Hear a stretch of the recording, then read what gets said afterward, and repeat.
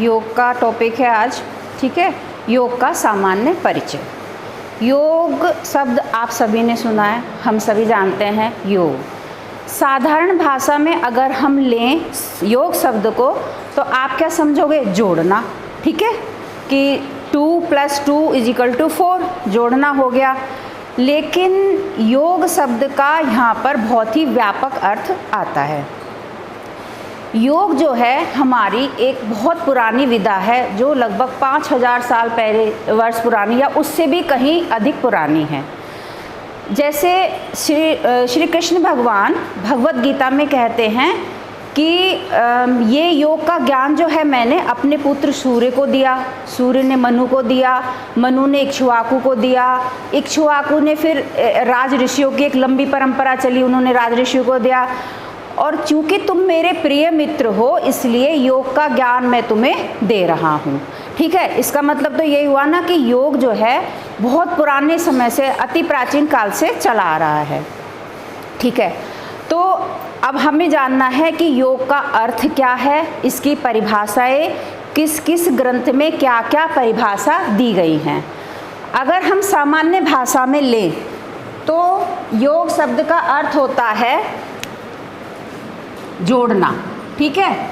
योग का अर्थ होता है जोड़ना, जैसे कि 1 + 1 = 2 जोड़ना। लेकिन महर्षि पाणिनि जी एक बहुत प्रसिद्ध विद्वान जी हुए हैं, उन्होंने कहा है योग शब्द की उत्पत्ति जो है युज धातु से हुई है। कौन सी धातु? युज धातु। और युज धातु के 3 अर्थ निकलते हैं, युजिर योगे, युजिर योगे, युज संयमने, युज संयमने और युज समाधो, युज समाधो, ठीक है। युजिर योगे, प्रथम जो युज शब्द है उसको उन्होंने कहा है योगे, यानी कि प्रथम युज शब्द का अर्थ योग है, मतलब जोड़ना है। प्रथम योग शब्द का क्या कहते हैं? योग का अर्थ यहाँ पे क्या हुआ? जोड़ना। योग का अर्थ क्या यहाँ हुआ? यहाँ पर जोड़ना। युज संयम ने दूसरे युज शब्द धातु का अर्थ लिया यहाँ पे संयम, तो योग शब्द का अर्थ क्या हुआ? संयम हुआ। योग का अर्थ क्या हुआ? संयम हुआ। संयम। युज समाधो, तृतीय जो युज धातु है उनको उन्होंने कहा समाधि, तो योग शब्द का अर्थ यहाँ पे इन्होंने लिया समाधि। योग का अर्थ समाधि से लिया,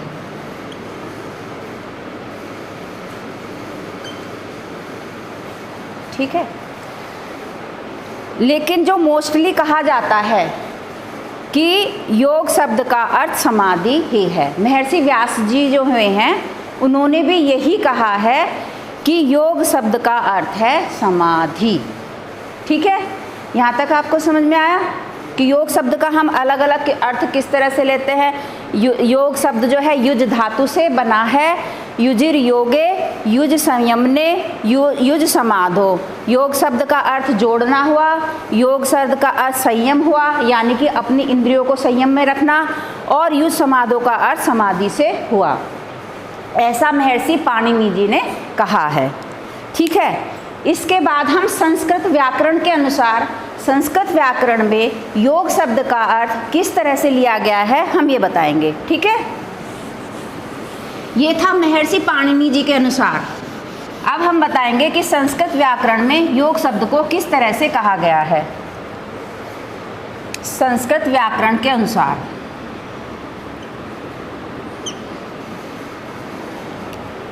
संस्कृत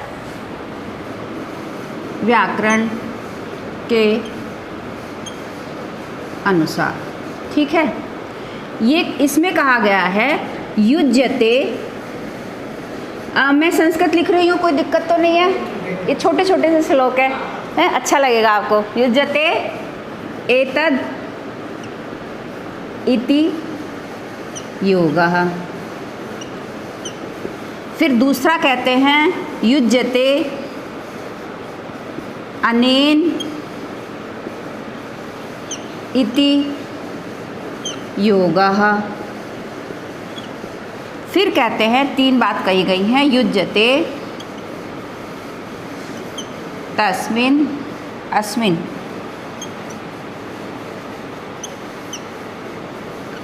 अस्मिन् इति योगः।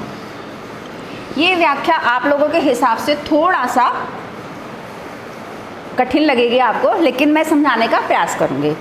युज्यते एतत् इति योगः, यहाँ पर कहा गया है कि कर्म कारक में योग शब्द का अर्थ चित्त की वह अवस्था है जिसमें चित्त की सभी वृत्तियों में एकाग्रता आ जाती है। ठीक है, थोड़ा सा ट्रिकी है, लेकिन मैं बाद में जब चित्त और वगैरह चीज़ें मैं समझाऊंगी तो आपको समझ में आ जाएगा। यानी कि कर्म कारक में योग शब्द का अर्थ चित्त की वह अवस्था है जिसमें चित्त की समस्त वृत्तियों में एकाग्रता आ जाती है। युज्यते अनेन इति योगः, करण कारक में योग शब्द का अर्थ वह साधन है, वह साधन है जिसके द्वारा चित्त की वृत्तियों में एकाग्रता लाई जाती है। युज्यते अस्मिन् इति योगः, इसका अर्थ है कि योग शब्द का अर्थ वह स्थान है जहाँ पर चित्त की वृत्तियों में एकाग्रता लाई जाती है। ठीक, इतना है आपको समझ में। अगर आपको इनके नोट्स चाहिए रिटिन में तो वो भी मैं आपको दे दूँगी। जो सब मैं बोल रही हूँ उसके मेरे पास नोट्स हैं, अगर आपको चाहिए तो मैं दे दूँगी। ठीक है, ठीक। संस्कृत, ये तो इसका अर्थ हो गया, योग शब्द का अर्थ।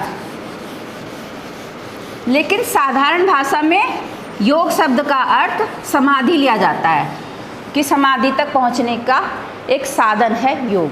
ठीक है, अब हम इसकी परिभाषाओं पर आते हैं। योग शब्द की क्या क्या परिभाषाएं हैं? योग शब्द की परिभाषा या योग की परिभाषा है।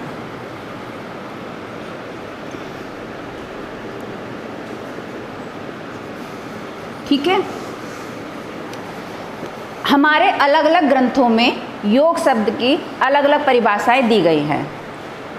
मेन है जैसे पतंजलि योग सूत्र, श्रीमद् भगवद गीता, और भी बहुत सारे ग्रंथ हैं हमारे, बहुत से उपनिषदों में, वेदों में, सब में योग की अलग अलग परिभाषाएं दी गई हैं। जो मेन और मुख्य है मैं आपको बताती हूँ। सबसे पहले है पतंजलि योग सूत्र के अनुसार, पतंजलि योग सूत्र के अनुसार, महर्षि पतंजलि का नाम सुना है आपने? पतंजलि योग सूत्र सुना है आपने? ठीक, हाँ। महर्षि, देखो, जो योग का ज्ञान है हमारे वेदों से आया है, और जो हमारे 4 वेद हैं और उनसे जो उपनिषद निकले हैं, उसमें जितना भी ज्ञान योग से संबंधित फैला हुआ था, बिखरा पड़ा था ज्ञान, अथाह ज्ञान था, महर्षि पतंजलि ने उसको एक सूत्र में पिरोने का काम किया और उन्होंने योग सूत्र की रचना कर डाली। ठीक है, हमारे शास्त्रों में योग से संबंधित जितना भी ज्ञान बिखरा पड़ा था, उसको एक माला में पिरोने का काम जो है महर्षि पतंजलि ने किया और योग सूत्र की रचना की। योग सूत्र में 195 सूत्र हैं। ठीक है, लेकिन साधारण जन के लिए वो समझ में नहीं आते। अगर हम उनके एक सूत्र को लें तो हम समझ नहीं सकते। तो महर्षि व्यास जी जब आए तो उन्होंने इस पर भाष्य लिखा। भाष्य का मतलब है उनके सूत्रों को उन्होंने व्याख्या की सरल शब्दों में, ताकि जन साधारण को वो समझ में आ सके। तो महर्षि व्यास ने जो उस पे भाष्य लिखा उसको कहते हैं व्यास भाष्य। व्यास भाष्य, व्यास भाष्य में पातंजल योग सूत्र के जितने भी सूत्र हैं उनकी व्याख्या व्यास भाष्य में महर्षि व्यास जी ने की है। ठीक है, अब हम बात कर रहे थे कि महर्षि पतंजलि ने योग की क्या परिभाषा दी है। तो इसके थोड़ा सा पतंजलि योग सूत्र के बारे में आपको थोड़ा सा बता देती हूँ। इसमें 195 सूत्र हैं, इसमें इसको बांटा गया है, 195 सूत्रों को जो बांटा गया है वो 4 पाद में, मतलब जैसे अध्याय होते हैं ना, अध्याय, उनको पाद बोला गया है। सबसे पहला है समाधि पाद, ठीक है, समाधि पाद, फिर है साधन पाद, फिर समाधि साधन पाद, फिर विभूति पाद, फिर कैवल्य पाद। मतलब इन्होंने 4 अध्याय में बांट दिया, जिनका नाम रखा इन्होंने पाद। ठीक है, यहाँ तक समझ में आया? इसमें 51, 55, 55, 34 सूत्रों की संख्या है, टोटल हो गए 195। ठीक है, इसका कॉन्सेप्ट हम बाद में पढ़ेंगे, अभी तुम्हारी क्लास नहीं है, 10 बजे से बाद में आना। ठीक है, जाओ। तो जो महर्षि पतंजलि हैं उन्होंने सबसे पहले लिया समाधि पाद। अब एक क्वेश्चन उठता है कि पहले हम साधना करेंगे तभी तो हमें समाधि मिलेगी, बोलो, है नहीं?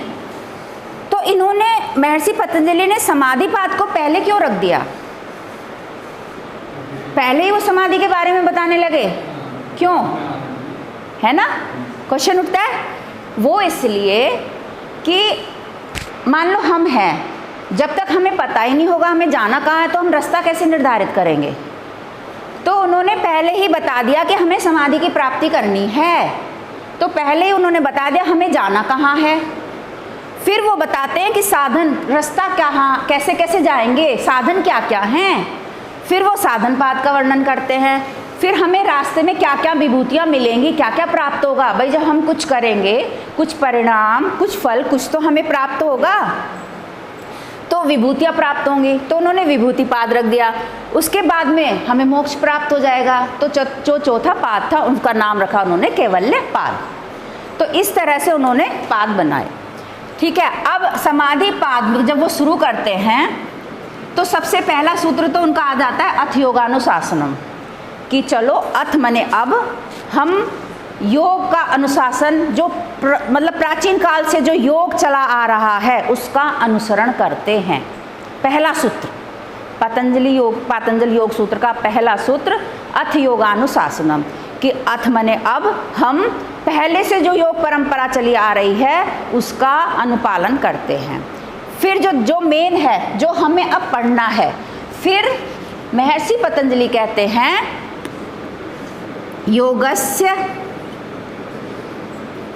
योगश्चित्तवृत्ति निरोधा। ये चीज को, आओ तो चुपचाप आओ, चुपचाप निकल जाओ, बोलो मत।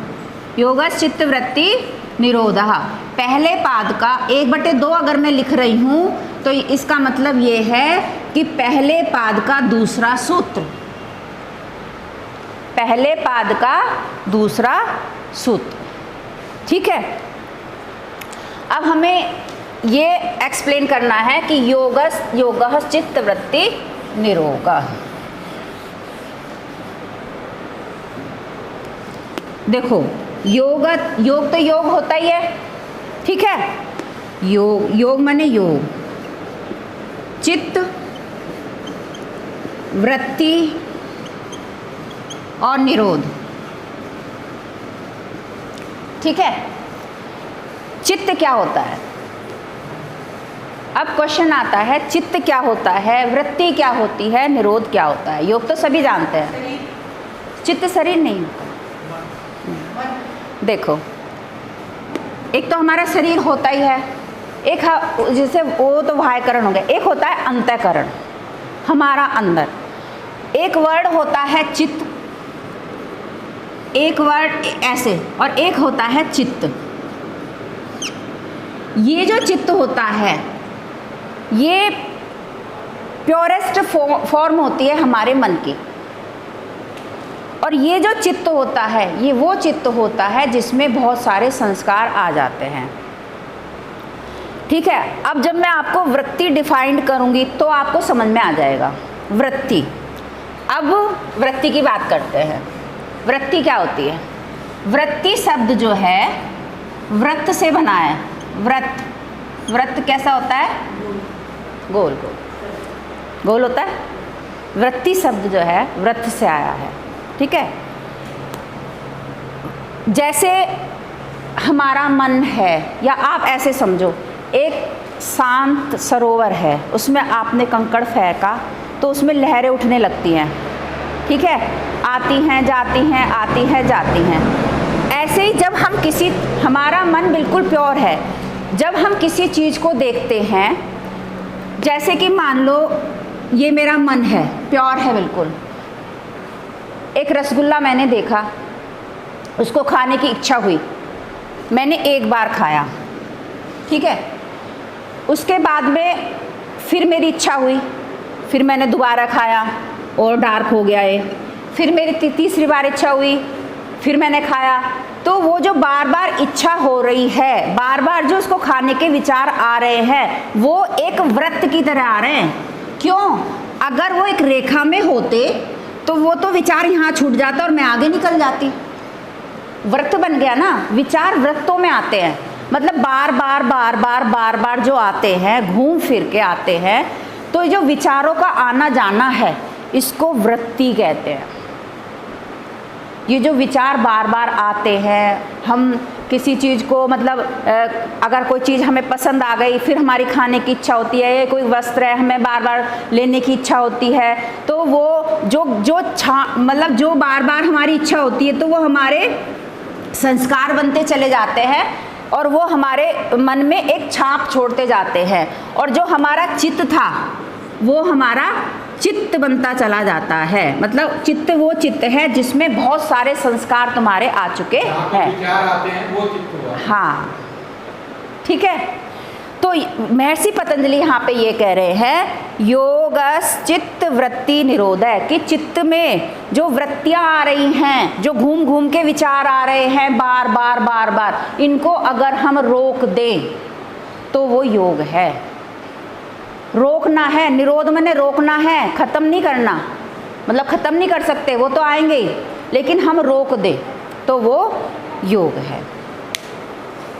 ठीक है, आज की क्लास आपकी इतनी रहेगी।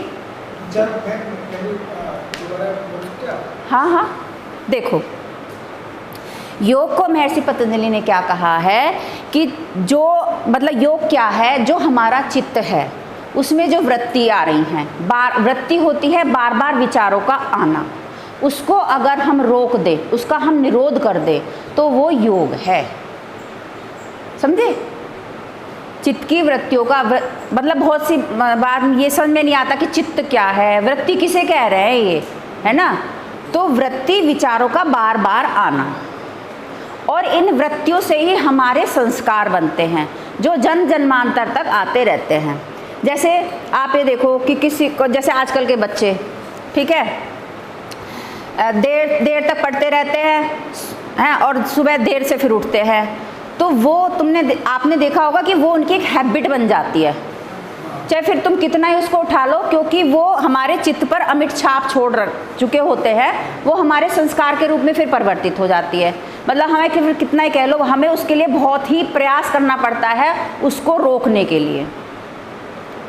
तो वो वृत्तियां हैं, मतलब विचारों का आना जाना, कोई भी कार्य हम कर रहे हैं उसका करना, ये सब वृत्तियां होती हैं, चित्त की वृत्तियां, सब ठीक है। क्योंकि जब हमें समाधि चाहिए होती है तो हमें अच्छे बुरे हर तरह के विचारों को रोकना होता है। ठीक, आ जाओ, पर अभी ना चुपचाप आओ, चुपचाप निकल जाना, ठीक है। क्लास चल रही है, वैसे ओवर हो गई, इसको बंद कर देगा कोई? हाँ।